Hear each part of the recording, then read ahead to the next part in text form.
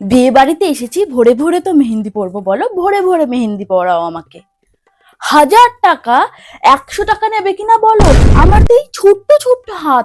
কি বলে বৌদি, 1000 টাকা?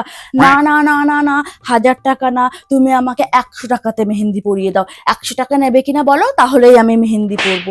আমার এই ছোট্ট ছোট্ট হাত, কতটুকুই বা মেহেন্দি লাগবে বলো?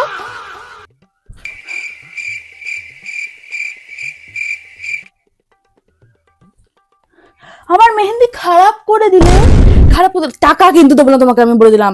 মেহেন্দি টাকা দেবো না, ঠিক করে পড়াও, ডিজাইন যেন খারাপ না হয়। अच्छा আমাকে ভালো করে মেহেন্দি পরাও, ठीक है তোমাকে অনেকগুলো কাজ পাইয়ে দেবো। समझ আমাদের गया পাড়াতে অনেক বিয়ে, তারপরে আমার দিদির মেয়ে, জায়ের মেয়ে, অনেকগুলো আমাদের এই বাড়িতে মেয়ে আছে। তুমি যদি ঠিক করে আমাকে ফ্রিতে পরিয়ে দাও, আমি তোমাকে অনেকগুলো কাজ পাইয়ে দেবো। এমো না, আমার মেয়ের বিয়েতে মেহেন্দি পরিয়ে দেবে? 5,000 টাকা? 5,000 টাকা লাগবে?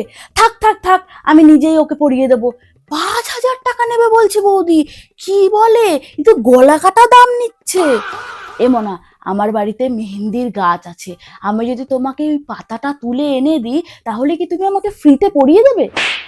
আচ্ছা, তোমরা যে এই মেহেন্দিটা পরাচ্ছ, এটা কিনে এনেছো নাকি বানিয়েছো? বানিয়েছো? তা কি কি দিয়েছো? চিনি, আর মেহেন্দি পাউডার, আর জল, আর আর বলা যাবে না? ঠিক আছে, বলতে হবে না, মনে হচ্ছে আমি শুনে সবাইকে বলে দেবো। বাবা, একটু বললে কি হয় গো। আচ্ছা, এই মেহেন্দিগুলো কত টাকা নেয়? 100 টাকা? আমাদের সময়কালে তো আমাদের বাড়িতে গাছ ছিল, সেই গাছ থেকে আমরা পাতা ছিঁড়ে শিলে বেটে তারপরে হাতে কি সুন্দর গোল গোল নকশা করে মেহেন্দি পরতাম। কি সুন্দর কালার হতো, সে কালার একদম উঠতো না। আর যাদের বাড়ির গাছ থাকতো না, তারা ওই বাজার থেকে 2-3 টাকা দিয়ে মেহেন্দি কিনে আনতো। আর তুমি বলছো এই মেহেন্দি 100 টাকা? কি দাও গো, সোনা দানা ভরো নাকি? শোনো, একটু পরে তোমার কাছে আমার ননদ মেহেন্দি পড়তে আসবে। যদি ও পড়তে আসে, ওর হাতে দুটো সাপ এঁকে দেবে, ঠিক আছে? পুরো সাপের মতন একটু দেখতে লাগে ওকে। ওর দু হাতে কি সুন্দর তুমি গণেশ, ময়ূর এইগুলো করে দিয়েছো, আমাকে কেন করে দিলে না তুমি? শোনো, আমাকে যে ডিজাইনটা করে দিয়েছো, এই ডিজাইনটা আমি যেন অন্য কারোর হাতে না দেখি, মনে থাকবে তো? তাহলে কিন্তু আমি তোমাকে পয়সা দেবো না কোনো।